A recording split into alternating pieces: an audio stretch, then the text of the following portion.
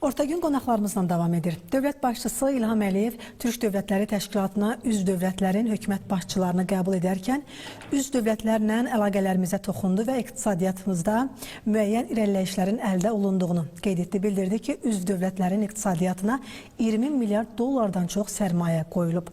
Üzv dövlətlərlə həm siyasi, həm də iqtisadi əlaqələrimizin nə yerdə olması məsələsini müzakirə edəcəyik. Qonaqlarımız millət vəkili Azər Allahveranov və iqtisadçı Elman Sadıqovdur. Salamlayıram, hər birinizi xoş gəlmişsiniz. Hər vaxtınız xeyir. Hər vaxtınız xeyir. Azər müəllim, xatırlayırsınızsa 2024-cü ilin fevralında prezident and içmə mərasimində, hətta elə Milli Məclisdə olmuşdu bu. Orada bir fikir söyləmişdi ki, bizim ailəmiz Türk ailəsidir və başqa bir ailəmiz yoxdur. O fikirlərdən indiyə qədər bir 2 il ötübdür. İstəyirdim son 2 ilə diqqət edək. Son 2 il ərzində əlaqələrimizdə hansı irəliləyişlərə nail ola bilmişik? Simnar xanım, çox maraqlı sual verdiniz. Bəli, həqiqətən də inaugurasiya zamanı cənab prezident bu məsələyə xüsusi bir həssaslıqla bir münasibət bildirmiş oldu və elə dünən Türk Dövlətləri Təşkilatının üzv ölkələrin hökumət başçılarının və vitse-prezidentlərinin qəbulunu keçirərkən o fikrə bir daha da qayıtmış oldu. Yeri gəlmişkən o da sevindirici bir hal oldu ki, cənab prezidentin bu sitatını həm də gələn qonaqlar öz çıxışlarında, şərhlərində xüsusilə vurğulamış oldular və bu bir daha onu göstərdi ki, bu zamanında və yerində deyilmiş bir fikirdir və həqiqətən də Azərbaycan üçün bugün Türk ailəsinin, böyük bir Türk ailəsinin üzvü olması həqiqətən də qürur verici bir haldır və digər bir tərəfdən də təbii ki, bu məsələnin etnik, mədəni, tarixi bir bağları olmaqla yanaşı həm də bir siyasi çox böyük bir çəkisi var. Çünki bildiyiniz kimi coğrafiya olaraq da Türk dünyası daha monolitdir. Digər, misal üçün, ona bənzər əgər biz geostrateji əhəmiyyətə malik olan bölgələrin diqqət yetirdikdə görürük ki, məhz ən optimalı da məhz Türk dünyasının coğrafiyasıdır. Çünki bu həqiqətən də təbiət və şərait özü-özlüyündə belə bir təşkilatın qurulmasını, inkişaf etdirilməsini və bu təşkilat üzərində də böyük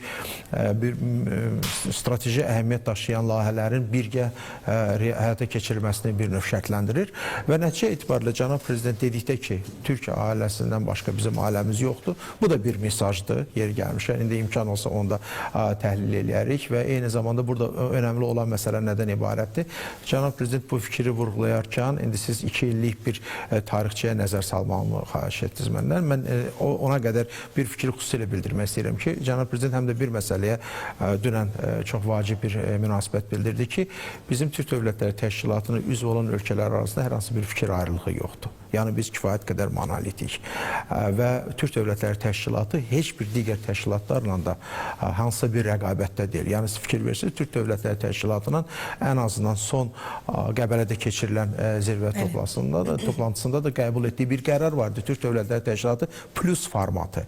Yəni faktiki olaraq bu Türk Dövlətləri Təşkilatı özünün həm geniş bir mənada Türk dünyasına sirayət edə biləcək bir siyasətin yürüdülməsi baxımından, həm də ki, Türk Dövlətləri Təşkilatının əməkdaşlıq edəcəyi digər təşkilatlar və platformalarla sıx əlaqələrin qurulması baxımından da olduqca vacib bir qərardır. Yəni, burada bir 2 mərhələli bir qərarı biz xüsusilə vurğulaya bilərik. Həm Türk dünyası nöqteyi nəzərindən, həm də ki, onun regional əməkdaşlıq perspektivləri baxımından. Bunlar hamısı təbii ki, olduqca vacib. Son 2 il ərzində siz qeyd edərsiniz ki, hansı hadisələr baş verir? Şübhəsiz ki, burada bir neçə səpkidə məsələyə ən azından münasibət bildirmək olar. Yəni, biz əgər iqtisadi bir münasibətlərə diqqət yetirsək, görərik ki, bu münasibətlər getdikcə intensivləşməkdədir. Siyasi kontekstdə məsələyə baxdıqda görürük ki, çox saylı zirvə görüşlərin keçirilməsi, qeyri-formal, formal görüşlərin təşkil olması, yəni ən azından 2009-cu ildə yaradılmış bir təşkilatın biz ilk illərinə diqqət yetirdikdə görə bilərik ki, müəyyən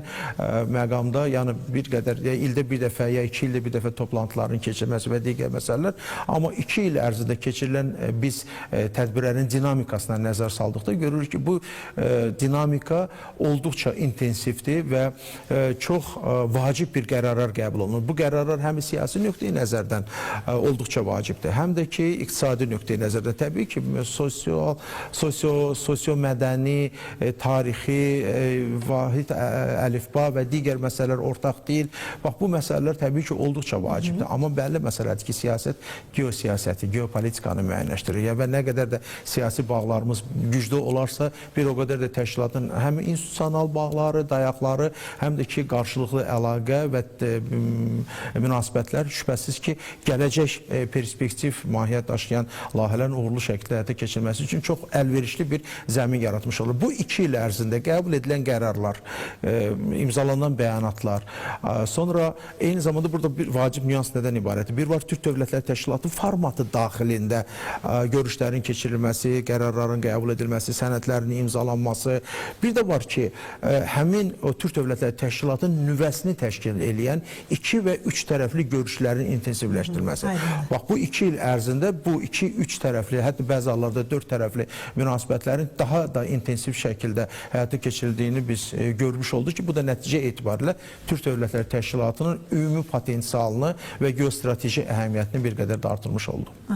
İndi gələk məsələnin iqtisadi tərəflərinə. İlman müəllim, Azərbaycan Prezidenti qeyd elədi ki, ölkələrin ümumiyyətlə də Türk Dövlətləri Təşkilatının ölkələrin iqtisadiyyatına 20 milyard dollardan çox sərmayə qoyulubdur. Bu hansı dövrü əhatə eləyir?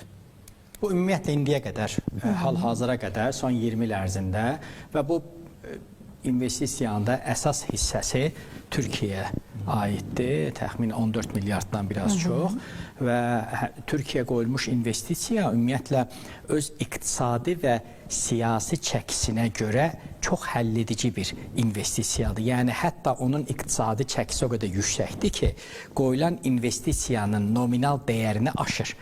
Bu nə deməkdir? Bu o deməkdir ki, faktiki olaraq SOCAR-ın Türkiyədəki bugün qoyduğu investisiyalar, burada neft ayırma zavodu və o cümlədən də emal müəssisələri ilə bağlı neft emalı müəssisələri həm məşğulluq baxımından, həm Türkiyəyə iqtisadi dividendlər gətirməsi baxımından önəmlidir, amma həm də siyasi çəkisi çox yüksəkdir. Çünki açığı Türkiyə hal-hazırda nefti və qazı kifayət qədər, yəni hətta özünə belə kifayət etməyəcək qədər olan bir dövlət olmasına baxmayaraq, nəinki yaxın şərqdə, hətta Avropa üçün ən önəmli enerji tranziti ölkəsinə çevrilib.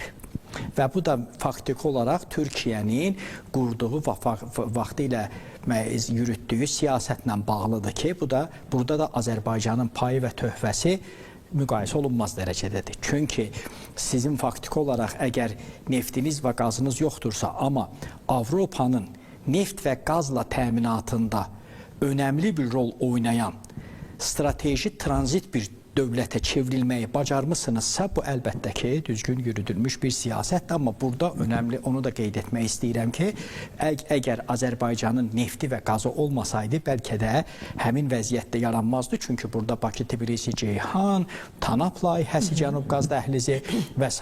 öz önəmli rolunu çox oynadı. Və bugün faktiki olaraq təsadüfi deyil ki, Avropa Birliyi özünün yeni strateji enerji layihələrində, o cümlədən enerji təminatında, enerji təhlükəsizliyində ən çox dialoqda olduğu ölkələrdən biri Türkiyə və Azərbaycandır.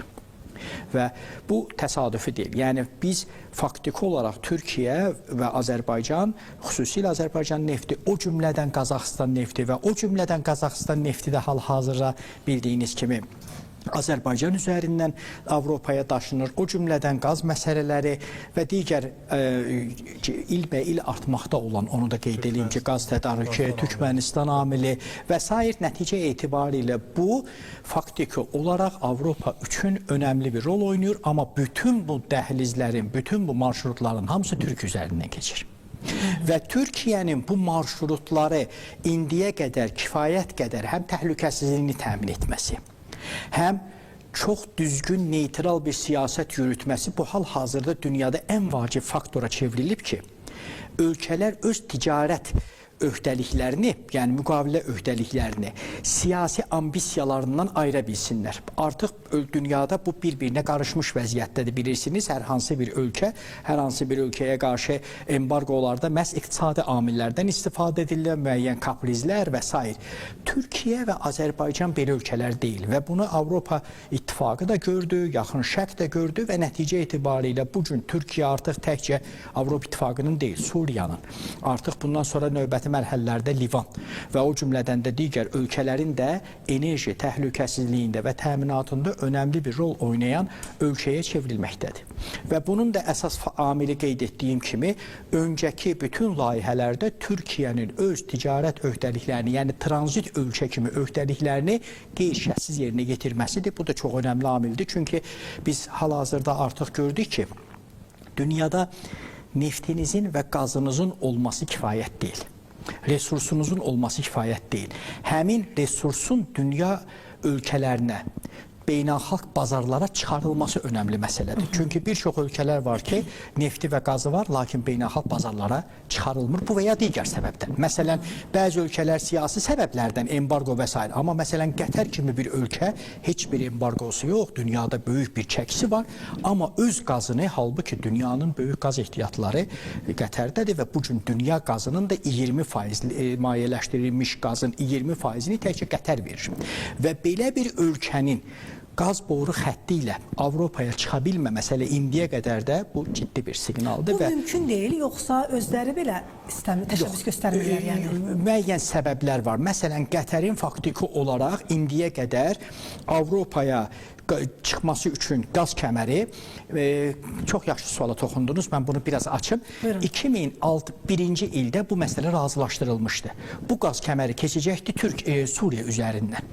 Lakin 2006-cı ildə Rusiya Suriyanın 13 milyard dollar borcunu bağışladı və qarşılığında Suriya həmin layihədən çıxdığını elan etdi və dedi ki, bu qaz kəməri mənim ölkəmdən keçə bilməz. Nə üçün? Çünki əgər həmin qaz kəməri Suriya ərazisindən keçib Avropaya çatsa, Gazpromun Avropada payı azalacaqdır və Gazprom üçün ciddi bir rəqib olacaqdır. Suriya bu müqavilədən çıxdı, faktiki olaraq 2006-cı ildə elan etdi. Sonra da bildiyiniz kimi Suriya hadisələri illərlə çəkən və s. Və nəticə etibarilə biz xəritəyə baxsaq görürük ki, həmin qaz xəttinin Avropaya çatdırılmasında ortada ya Suriya var, ya digər ölkələr var və həmin ölkələrlə də müəyyən münaqişələr var. Və Azər müəllim də xatırlatdı, çox düzgün olaraq cənab prezident də qeyd etdi ki, ən önəmli məsələlərdən də biri qonşular və o cümlədən hər hansı birlik ölkələri arasında fikir ayrılıqlarının və münaqişələrin olmamasıdır. Amma bu qaz xəttinin Avropaya çatdırılmasında olacaq, iştirak edəcək ölkələr arasında belə ciddi fikir ayrılıqlar var. Məsələn, İran həmin qaz yataqlarının müəyyən hissəsinə iddialar irəli sürür və hətta həmin qazın çatdırılmasında maraqlı deyil. Ona görə də Suriya, Rusiya və İran məhz bu məsələdə aktiv rol tutdular və indiyə qədər Qətər kimi bir dövlətin qazı Avropa İttifaqına çatdırıla bilmir. Amma Azərbaycanın qazı təsəvvür eləyin ki, dünyada qazın boru kəmərləri vasitəsilə paylanmasında Azərbaycan birinci yerdədir. Yəni artıq 18 ölkəyə biz qaz ixrac edirik. Və son Almaniya və Avstriya da bura daxil oldu. Və onu da qeyd edeyim ki, artıq bizim qazımız, Azərbaycan qazı, Avropanın bütün ölkələrinə çatdırılma imkanları var. Çünki interkonnektorlar vasitəsilə bilirsiniz ki, Avropada qazın paylanması rahatdır. Bir-iki ölkəyə çatdırıldısa, ya Yunanistan, ya İtaliya, məsələn, tutaq ki, ya Xorvatiya və s. və oradan çatdırılacaq. Yəni, məsələnin kök və mahiyyəti budur ki, məsələn, mən Venezuela qeyd eləmirəm, indiyə qədər Venezuela amili, İran amilini qeyd eləmirəm, yəni bu ölkələr siyasi məsələ. Amma qeyd eləyirəm ki, dünyada böyük nüfuzu və çəkisi olan bir ölkə Qətər hələ də indiyə qədər öz qazını Avropa deməli bazarlarına çıxara bilmir, onu maliyyələşdirirlər zavodlarda və onu maliyyə şəklində deməli gəmilərə yükləyirlər. Həmin bu gün Hörmüz boğazında baş verən hadisələr məhz bu səbəbdən qaz bazarında ciddi problemlər yaradıb və o qaz gedib çatdıqdan sonra yenidən qaz halına salınır və bu deməli ciddi bir şəkildə də maliyyə itkiləri deməkdir, həm qaz alanlar üçün, həm qaz satanlar üçün və s. Və bu çox önəmli bir faktordur və deməli biz Avropa üzr istəyirəm, Türk Dövlətləri Birliyi həqiqətən Azərbaycan daxil olmaqla dünyanın o cümlədən Avropanın və o cümlədən yaxın şərqin və o cümlədən dolayı yolla Çinin və digər ölkələrin iqtisadi əlaqələrində önəmli rol oynayır. Məsələn, bu gün artıq Çinin Avropa ilə iqtisadi əlaqələrində, iqtisadi əlaqələrinin artırılmasında, Çin ixracatının Avropaya deməli genişləndirilməsində Azərbaycanın rolu orta dəhliz vasitəsilə artıq danılmazdır. Ümumiyyətlə orta dəhlizin rolu və çəkisi danılmaz bir faktora çevrildi. Və şübhəsiz ki, bu artıq orta dəhliz deməli həyata keçirilmiş, reallaşdırılmış bir layihədir. Və faktiki olaraq birləşdirici bir birlik, yəni nə mənada həm öz dövlətlərimiz arasında Türk Dövlətlər Birliyi, həm Şərqi Asiya ilə Avropanın birləşməsində, həm Çinlə Avropanın birləşməsi, həm Orta Asiya ilə Türkiyənin birləşməsi, yəni həm Azərbaycanın və Orta Asiyanın yaxın şərqlə birləşməsi və sair hal-hazırda bildiyiniz kimi həm də yaxın şərq, bir sıra yaxın şərq ölkələrinin gələcəkdə qazla və enerji ilə təminatı məsələləri ortaya çıxıb və burada da Azərbaycan, gözlər Azərbaycana yönəlib və o cümlədən Türkiyəyə yönəlib və nəticə etibarilə görürük ki, həqiqətən də Türk Dövlətləri Təşkilatının çəkisi artır. Doğrudur, hal-hazırda Türk Dövlətləri Təşkilatının Beynəlxalq Valyuta Fondunun hesablamalarına görə ümumdaxili məhsulun nominal hesablamalarla 2,1 trilyon dollardır, amma alıcılıq paritetinə görə 5,5 trilyon dollardır.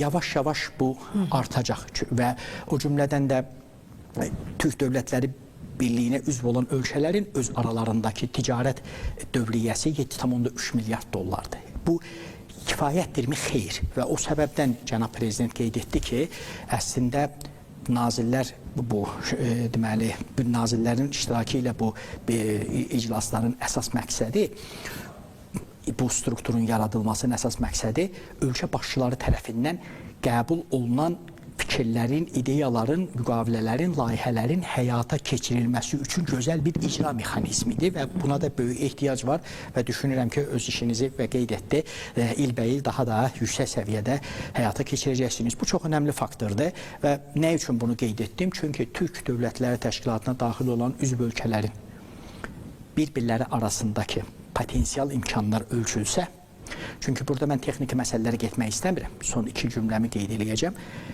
Bir var üzv dövlətlərin birlik olaraq çox tərəfli əlaqələri. Məsələn, 3 dövlətin bir-biri ilə hər hansı bir layihəni həyata keçirilməsi, 4 dövlətin bir-birinə hər hansı layihəni həyata keçirilməsi, bir də var 2 tərəfli qarşılıqlı, birlik çərçivəsində 2 tərəfli qarşılıqlı əlaqələr. Bizdə hər ikisi üzrə böyük potensial var, çox böyük potensiallar var. Bunların da hesablanma qaydaları var. Yəni, çünki bəzi ölkələr var ki, o ölkələrlə sizin ölkənizin potensialı eynidir. Yəni, məsələn, bu gün Qazaxıstanın da nefti var, Azərbaycanın da nefti var. Tutaq ki, bir-birlərinə neft göndərilməsi bu o qədər də absurd bir məsələdir, doğrumu? Amma bu neftin Azərbaycan üzərindən Avropaya çatdırılması bir başqa bir layihədir. Yəni, bir-birlərinin sinerji yaratmaq. Bir də var ki, bir ölkədə olmayan iqtisadi imkanların digər ölkələrdə tərəfindən həyata keçirilməsi və onun üçüncü dövlətdən deyil, məhz ölkə birlik daxilində olan ölkədən ithal olunması və ya həmin ölkəyə ixrac olunması, bu sahədə düşünürəm ki, ciddi araşdırmalara və təhlillərə ehtiyac var.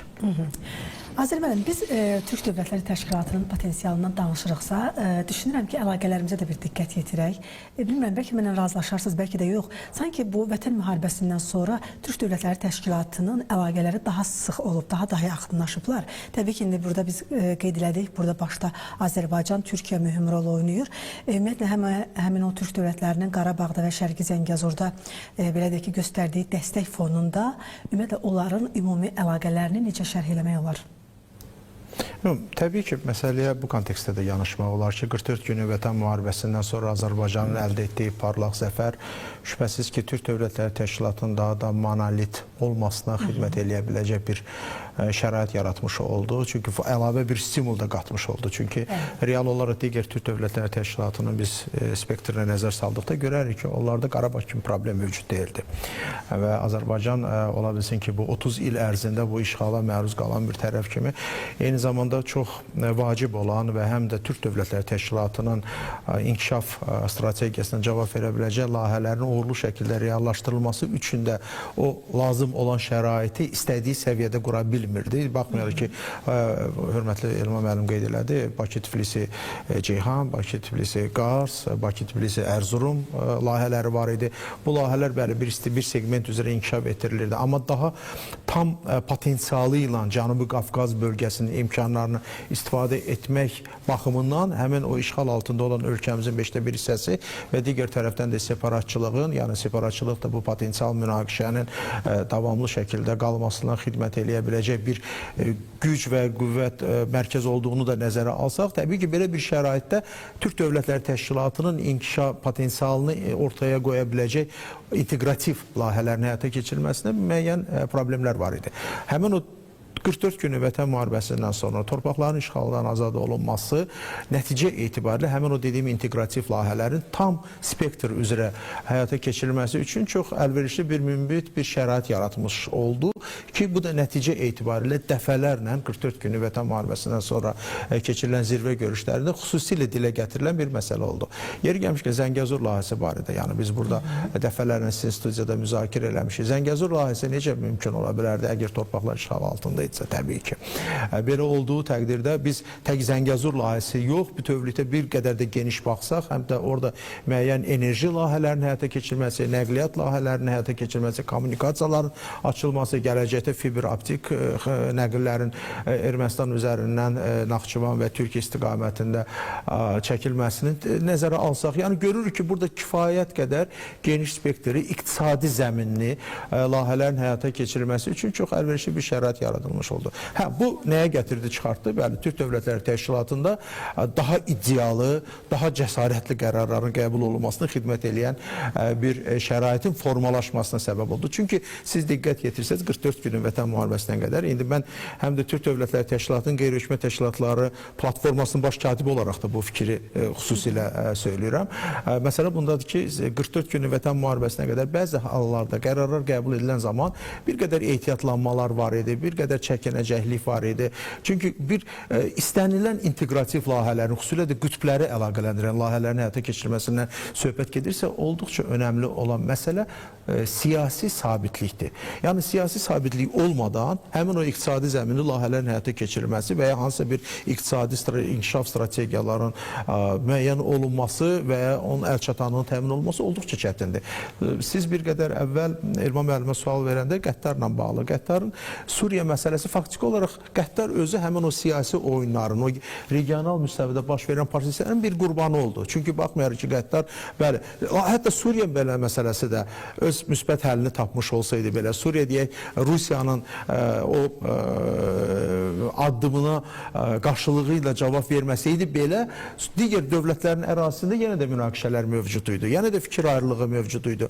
Amma siz fikir verin, Azərbaycanın həyata keçirdiyi həmin o integrativ layihələr, hansı ki, həm də Azərbaycan üzərinə söhbət tək Azərbaycanın nəqliyyat dəhlizləri üçün bir hub funksiyasını yerinə yetirən dövlətdən biz danışmırıq. Biz bütövlükdə geniş spektrdə geosiyasi əhəmiyyətə malik olan bir coğrafiyadan danışırıq. Cənubi Qafqaz bölgəsindən danışırıq. Hətta mənim yadıma düşür ki, Amerika Birləşmiş Ştatlarının ekspertləri Zəngəzur dəhlizi, trip marşrutu ətrafında bir fikir söyləyəndə onlar deyir ki, bizim üçün Cənubi Qafqaz bölgəsinin özü bütövlükdə bir hubdur. Amma Cənubi Qafqazın böyük bir hub olmasını, yəni böyük bir dəhliz funksiyasını yerinə yetirməsi üçün burada sabitlik adasının qurulması mütləq şərtdir. 44 günü vətən müharibəsindən Azərbaycan o sabitlik adasını yaratmış oldu. Suriya tərəfində gedən proseslər, İraq və digər dövlətlər, indiki proseslərə biz diqqət yetsək, görürük ki, faktiki olaraq yaxın şərq hər zaman o barıt çəlləyi olubdur və bu barıt çəlləyi olduğu üçün də orada həmin o böyük layihələrin həyata keçirilməsi olduqca çətindir. Yeri gəlmişkən, yaxın şərq vektoru barədə də biz danışdıq. Bəli, Suriya, Azərbaycan təbii qazı hesabına indi Türkiyə ilə müqayisədə təbii ki, bir qədər az görsənə bilər, amma bütövlükdə, yəni burada da inkişaf belə də potensialı artırmaq imkanları çox genişdir və Suriyanın üzərindən də Yordaniya məsələsi var, digər istiqamətlər var. Bu artıq onu göstərir ki, bəli, Azərbaycan necə ki öz layihələri üzərindən Cənubi Qafqaz bölgəsinin bir növ sabitlik adasına çevirməyə nail oldusa, eyni ilə də Türk Dövlətləri Təşkilatını bir geosiyasi çəkiyə malik olan bir mərkəzə çevirməyə də eyni zamanda xidmət edə biləcək bir şəraitin yaradılmasında da öz töhfəsini vermiş oldu. Tək Türkiyə məsələsini biz burada xüsusilə vurğuladıq. Bəli, Türkiyə bugün artıq Türk Dövlətləri Təşkilatının əsas dövlətlərindən biri olaraq şübhəsiz ki, bu prosesdə çox vacib bir rol oynamaqdadır. Həmin o dediyimiz inteqrativ layihələrin reallaşdırılması baxımından. Amma biz məsələyə bir qədər də geniş baxaq. Görək, burada Yunanistan da var, burada artıq İtaliya da var. İndi fikir verin, Türk Dövlətləri Təşkilatı formatında, yəni Türk Dövlətləri Təşkilatının üzv olan ölkələrin öz aralarında imzaladıkları həmin o iqtisadi sazişlərin Türkiyə üzərindən, Gürcüstan üzərindən həyata keçirilməsi eyni zamanda bu dövlətlərin də bu prosesdə fəal iştirakını təmin etmiş olur. Həm neft, həm də ki qazın Avropa ölkələrinə çatdırılması baxımından. Amma söhbət burada həm də bir qədər də geniş spektrdən baxaq. Axı biz nəqliyyat dəhlizləri barədə danışırıq, enerji təhlükəsizliyi məsələləri barədə danışırıq. Bax, bu iki çox vacib təməl həm də bütövlükdə o təhlükəsizlik konsepsiyasının indiki şəraitdə xüsusilə də əsas elementlərindən biri dəyərləndirilə bilər. İstənilən dövlət özünün təhlükəsizlik sistemi barədə danışarkən ilk əvvəl enerji təhlükəsizliyi barədə danışacaq mütləq qaydada. Eyni zamanda da kommunikasiyalar, nəqliyyat və bu spektra aid olan sahələrdəki təhlükəsizlik məsələlərinə. İndi baxın, nəqliyyat logistika layihələri. İran, ABŞ, İsrail müharibəsi fonunda biz nə görürük? Biz görürük ki, Hörmüz boğazı üzərindən Hindistana, Çinə, Yaponiyaya, Cənubi Koreyaya daşınmaqda olan yüklərin, o nəqliyyat logistika zəncirinin belə çox sərt şəkildə qırıldığını biz görürük. Həmin o marşrutların sıradan çıxdığını biz görmüş oluruq. Amma Azərbaycan Türk Dövlətləri Təşkilatı coğrafiyasının, yəni ən azından bu təşkilatın əhatə etdiyi coğrafiyaya biz nəzər saldıqda görürük ki, burada çox uğurlu, özdə diversifikasiya olunmuş, siz fikir verin, bu da önəmli bir məsələdir. Xəzər dənizinə qədər nəqliyyat, diversifikasiya, beynəlxalq yüklər, diversifikasiya olunmuş nəqliyyat yolları vasitəsilə daşınır və yeni istiqamətlər üzərində də danışıqlar yapılır. Məsəl üçün, Çin, Özbəkistan, Türkmənistan, Azərbaycan. Yəni, bu da tamamilə yeni bir vektordur və bunun da üzərində də artıq konkret olaraq bildiyiniz kimi işlər həyata keçirilməkdədir. Biz görürük ki, artıq diversifikasiya olunmuş nəqliyyat yolları bütövlükdə iqtisadi təhlükəsizliyin məhz bu segment üzrə təmin olunmasına xidmət edir və yeri gəlmişkən önəmli olan məsələ də nədir?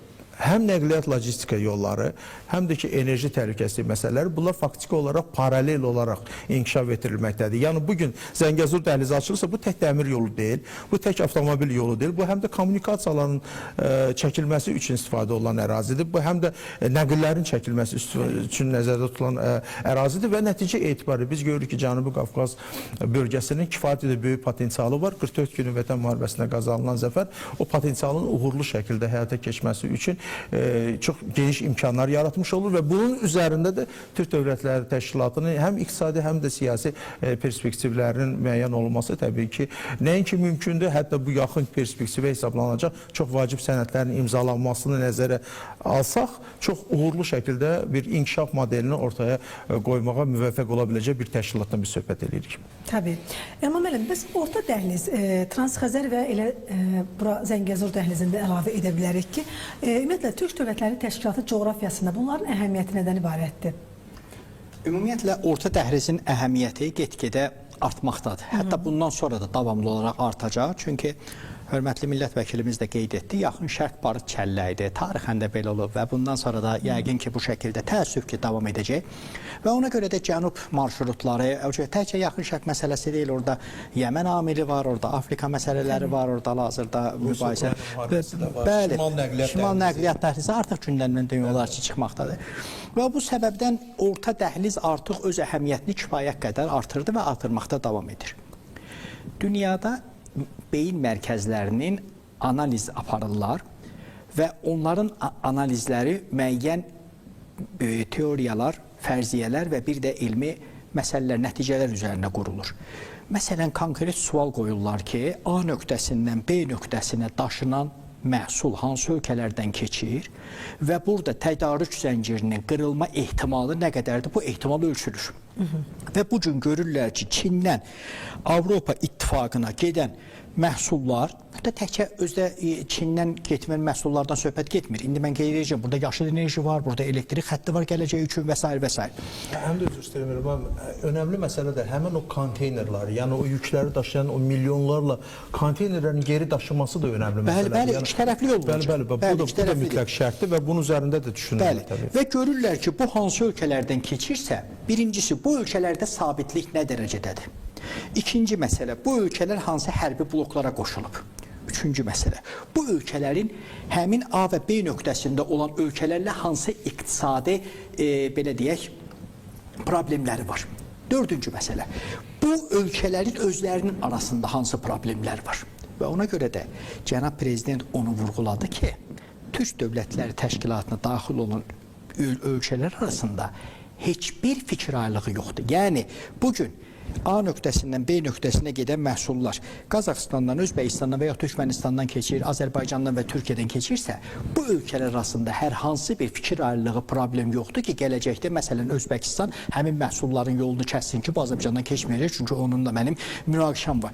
Bu çox önəmli faktordur. Məhz orta dəhlizi güclü edən amillərdən də biri budur. Yəni, faktiki olaraq Türk Dövlətləri Təşkilatı Birliyi yaradıldı və bu təşkilatı üzv olan ölkələrin həm mədəni, həm Azər müəllim də qeyd etdi, bir çox cəhətdən etnik və sair kültür və tarix baxımından birlikləri bu əlbəttə iqtisadi məsələlərin həllində çox önəmli rol oynayır.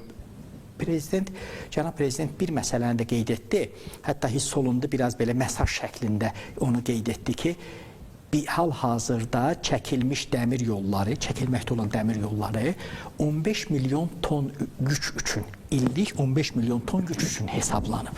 Amma bunun artırılma imkanı var. Bu deməkdir ki, artıq indidən hesablamalar gedir ki, bu miqdar artacaq. Və orta dəhlizin həqiqətən yük aşırma qabiliyyətinin gələcəkdə artırılmasına ehtiyac olacaq. Bir də orta dəhliz deyərkən mən istərdim bir məsələni də qeyd edim.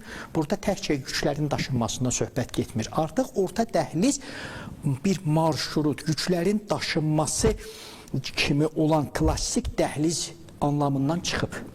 Bu nə deməkdir? Bu deməkdir ki, Avropa İttifaqı üçün, ümumiyyətlə bütün dünya dövlətləri üçün növbəti mərhələ elektrik enerjisi mərhələsidir. Və artıq siz görürsünüz süni intellektin və o cümlədən bu blockchainin istehlak etdiyi elektrik enerjisi nə dərəcədədir?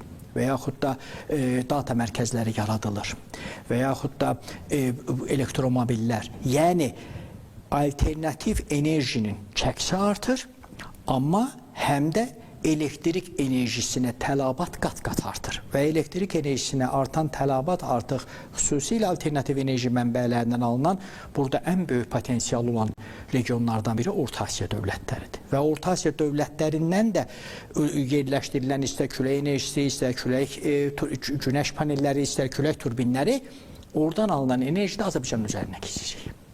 Və yenə də Azərbaycan burada önəmli rol oynayır və burada da Gürcüstan üzərindən, Qaradəniz üzərindən keçəcək. Yəni, Azərbaycan özü, belə deyək, marşrut ikiləşir. Həm Zəngəzur dəhlizi Türkiyə vasitəsilə, həm Gürcüstan, Qaradəniz və yaxud da Gürcüstan, Türkiyə üzərindən hər bir halda Azərbaycan önəmli bir hubdur.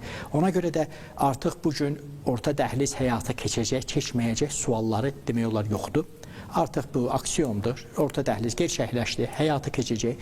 Məsələ orta dəhlizin hansı dövrlərdə hansı yük aşırma qabiliyyətlərinin olması. Bir də ən önəmli məsələ, mən bunu dəfələrlə qeyd edirəm, bizim bu mövcud vəziyyətdən maksimum istifadə etməyimiz. Çünki təkcə dəhlizlərdən əldə olunan gəlir bizim gələcəkdə neft hasilatının azalması nəticəsində itirəcəyimiz gəlirləri kompensasiya etməz. Bunu hamımız bilirik. Cənab prezident dəfələrlə qeyd etdi ki, neftdən azalan gəlirlərimizi bizim başqa sahələrimiz təəssüf ki, kompensasiya edə bilmir.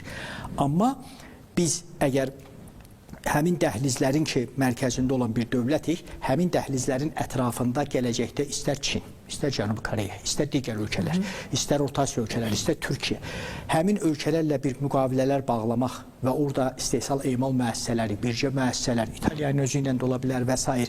yaratmaqla biz bir çox məsələləri həll edə bilərik. Çünki bildiyimiz kimi istənilən müəssisənin yaradılmasında ən önəmli amillərdən biri həmin müəssisənin nəqliyyat dəhlizlərinə nə qədər yaxın olmasıdır. Yəni, nəqliyyat dəhlizlərinə baxdıqda siz düşünün, məsələn, tutaq ki, bir çay kimi, məsələn, Afrikada, tutaq ki, bu xəritədə baxsaq, Misirə, Nil çayının ətrafı daha çox inkişaf edir. Niyə? Çünki suvarma və s. və s.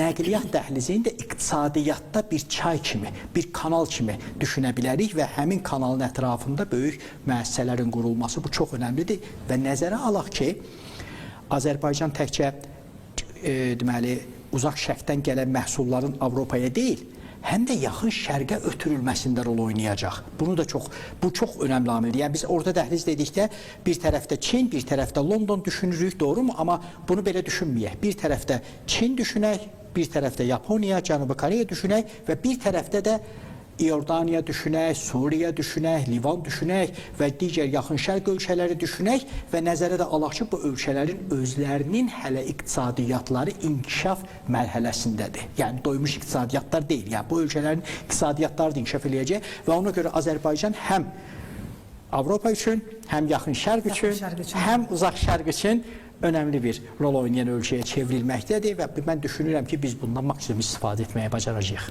Burada eyni zamanda şimal-cənub nəqliyyat dəhlizi də var. Tamamilə doğru vurguladınız. Cənubu da yaddan çıxartmayaq. Hal-hazırda şimal-cənub nəqliyyat dəhlizi daha da aktuallaşdı İran müharibəsinə görə. Və daha aktuallaşdı və artıq şimal-cənub şimal-cənub dəhlizi ilə, beynəlxalq dəhlizi ilə bağlı hesablamalar yenidən aparılır və həmin hesablamalar göstərir ki, İran məsələsinə görə həmin dəhlizə tələbat daha da artmaqdadır. Özdə xüsusilə də quru torpaq üzərindən daşınan yüklər məsələsi daha aktualdır. Çünki təhlükəsizlik baxımından onun təhlükəsizliyini təmin etmək daha rahatdır. Nəinki Bandar-Abbas, Əncəli və digər deməli dəniz limanlarının məruz qaldığı indiki dağıntılar. Doğru, burada da qəribə bir nüans ortaya çıxır. Bir-biri ilə rəqabətdə olan, iqtisadi rəqabətdə olan Çin və Hindistan hər ikisi Avropaya Azərbaycan üzərindən çıxır. Yəni ən azından bəli bu da çox maraqlı bir yanaşmadır. Yeri gəlmişkən fikir verirsiniz, gördünüz ki, Azərbaycan bütün qütbləri özündə əlaqələndirəcək, həmin o inteqrasiya layihələrindən həyata keçirir. Burada da Azərbaycanın Türk Dövlətləri Təşkilatı necə ki inteqrativ funksiyaya malikdir. Yəni Mərkəzi Asiya ilə Cənub Qafqaz üzərindən yaxın şərq, yəni Türkiyəni əlaqələndirəcək bir dövlət olaraq eyni zamanda nəqliyyat mövzusunda da həmin o qütbləri əlaqələndirən nəqliyyat dəhlizlərini öz üzərindən təşkil etməklə nəticə etibarilə onlar üçün də bir növ inteqrativ funksiya mahiyyətini daşıyan bir dövlətə çevrilməkdədir. Ya bu da Azərbaycanın bir unikallığıdır və bundan da düzgün istifadə, həmin o eyni zamanda xarici siyasət kursundakı praqmatiklik və burada şübhəsiz ki, öz bəhrəsini verməkdədir. Azərbaycan, yeri gəlmişkən elə istəyirdim bir məsələyə münasibət bildirəsiniz. Biz həmişə ümumiyyətlə Azərbaycan prezidenti də buna dəfələrlə deyib ki, Türk Dövlətləri Təşkilatı güc mərkəzinə çevrilməkdədir artıq. Soruşmaq istəyərdim ki, bu qurum, bu təşkilat hansısa bir beynəlxalq təşkilata, BMT kimi və digərlərinə kimi alternativ ola bilərmi? Və yaxud da ki, bu təşkilata qarşı digər ölkələrdən bir qısqanclıq sezilirmi? Maraqlı sualdır Sinar xanım. BMT təbii ki, indi alternativ olası deyil və elə bir iddialar da yoxdur. Amma misal üçün Avropa İttifaqının adını çəkirlər. Xüsusilə də ki, yəni Avropa İttifaqına bir növ alternativ olaraq. Xüsusilə də Avropa İttifaqı, indi fikir verin, Türk Dövlətləri Təşkilatı hansı prinsiplər üzərində köklənərək təşkil olunubdur. Avropa İttifaqı hansı? Həmin o fikir ayrılıqları, etnik müxtəliflik, fərqli dillər və digər məsələlər Avropa İttifaqı timsalında biz görürük. Və bu da bugün nəyə gətirib çıxardır? Elə Avropa İttifaqının içindəki həmin o fikir ayrılığına, dövlətlər arasında yeri gəlmişkən önəmli olan məsələ, yəni biz həmişə müqayisə eləyəndə təşkilatları bir məsələyə xüsusi diqqət münasibət bildirməliyik. Avropa İttifaqının var rəsmi Brüsseli və onun dövlətlər üzərindən bir növ siyasət həyata keçirmək iddiası və bunun da müəyyən mənada sonraki mərhələdə Avropa İttifaqına üzv olan milli dövlətlərin, milli maraqları ilə uzlaşmaması nəticəsində həmin o milli dövlətlərin, Macarıstanın, İtaliyanın, Slovakiyanın və digər dövlətlərin, xüsusilə də o ikinci kaqortada gedən dövlətlərin açıq-aşkar Brüsselə bir növ meydan oxuması ilə nəticələndi.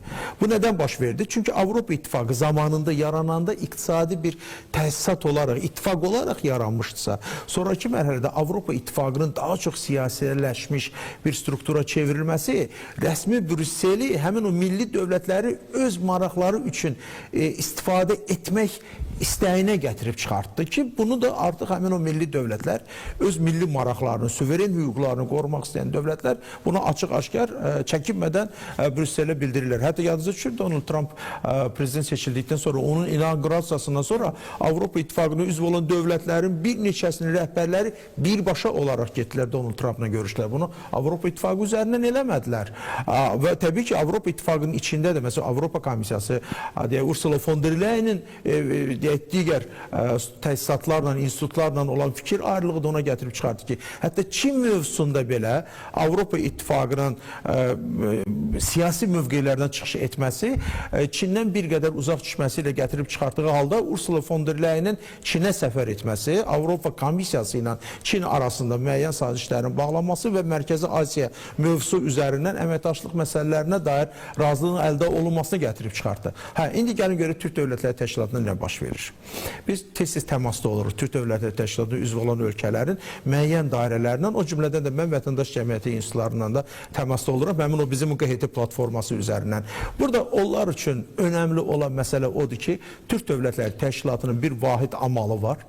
Və bu amal, bu hansısa bir dövlətin istəyinə və ya məqsədinə bağlı deyil. Bu ümumi maraqlara xidmət edir və Türk Dövlətləri Təşkilatına üzv olan ölkələr artıq birgə qəbul etdikləri qərarların sırf öz milli maraqlarına cavab verəcək tərzdə qəbul etməklə və həyata keçirməklə çox bu özlərini kifayət qədər komfortlu və məmnun hiss edirlər Türk Dövlətləri Təşkilatı formatında. Buna bənzər unikal bu modeldə olan təşkilatlar demək olar ki, yox səviyyəsində. Baxmayaraq ki, Cənab Prezident öz çıxışında xüsusilə qeyd elədi ki, digər təşkilatlar da var və digər təşkilatlarda da müəyyən biz prosesləri də müşahidə edirik. Amma bu baxımda Türk Dövlətləri Təşkilatı öz unikallığı ilə hətta o təşkilatlarla da belə sıx təmasda əməkdaşlıq etməsi üçün çox geniş imkanlara malikdir. D8 platformasına baxaq, İslam Əməkdaşlıq Təşkilatı platformasına, Avrasiya İqtisadi İttifaqa baxaq, Avropa İttifaqının özünə baxaq. Görürük ki, təşkilatlar ayrı-ayrılıqda, yəni TDT-nin üzvü olaraq, eyni zamanda digər platformalarda çox yaxından əməkdaşlıq eləyərək, digər platformaların və digər təşkilatların hətta potensialını öz üzərlərindən TDT-yə gətirərək TDT-ni də daha da inkişaf etdirməyə nail olurlar. Bax, bu da çox önəmli bir məsələdir və nəticə etibarilə artıq bugün o dövlətlər ki, hansılar ki, zamanında Türk Dövlətləri Təşkilatının bir növ yaranmasını, bir növ skeptik yanaşırdılar. Hətta belə deyək də, bunu bir elə də bir, hətta müəyyən mənada utopik bir ideya olduğunu da deyirdilər. İndi həmin o dövlətlər artıq bəyan edirlər ki, Türk dünyası həm də bizim dövlətin ərazisinə aid edilə bilər. Biz də əməkdaşlıq etməyə hazırıq. Biz də bu prosesi diqqətlə izləyirik. Bax, bu sonuncu ifadə mənim yadıma düşür. Deyir ki, biz bu prosesləri diqqətlə izləyirik. Acaba nədən diqqətlə izləyirsiniz? Çünki görürsünüz ki, Türk Dövlətləri Təşkilatı, Cənab Prezident qeyd elədiyi kimi, getdikcə geosiyasi və strateji əhəmiyyətə malik olan gücə çevrilməkdədir. Və bu regionlar arası əlaqələrin qurulması baxımından Türk Dövlətləri Təşkilatı ən unikal modellərdən biridir. Ən yaxşı bir əməkdaşlıq portfelinə malik olan dövlətlərin biz burada təmsil olunduğunu görürük. O bağlar həm iqtisadi, həm siyasi, həm tarixi, həm etnik, həm dil və digər faktorlar üzərindən daha da güclənməkdədir ki, bu da bir daha onu göstərir ki, Türk Dövlətləri Təşkilatının yaxın perspektivə hesablanmış, yəni proyeksiyasına diqqət yetirdikdə ittifaq şəkildə qurulması və digər məsələlər də əbəs yerə kullarlarda müzakirə olunmur. Amma ona qədər isə, bizim gedəcəyimiz bir yol var, ona qədər bizim çox böyük imkanlarımız var, biz onu da inkişaf etdirməklə nəticə etibarilə çox uğurlu bir inkişaf strategiyasını qoyuruq. qoymuş oluruq və dünyaya da bir növ nümayiş etdiririk bunu. Aydındır. Çox sağ olun. Təşəkkür Siz sağ edirəm olun. fikirləriniz üçün, minnətdarlıq gəldiyiniz üçün həm də. Qeyd edək ki, biz Türk Dövlətləri Təşkilatı ilə əlaqələrimizdən danışdıq, həm də müxtəlif sahələrdə əməkdaşlığımızı müzakirə etdik. Qonaqlarımız isə təbii ki, millət vəkili Azər Allahveranov və iqtisadçı Elman Sadıqov idi. Bununla da bu həftəlik orta gün işini yekunlaşdırdı. Sağ olun.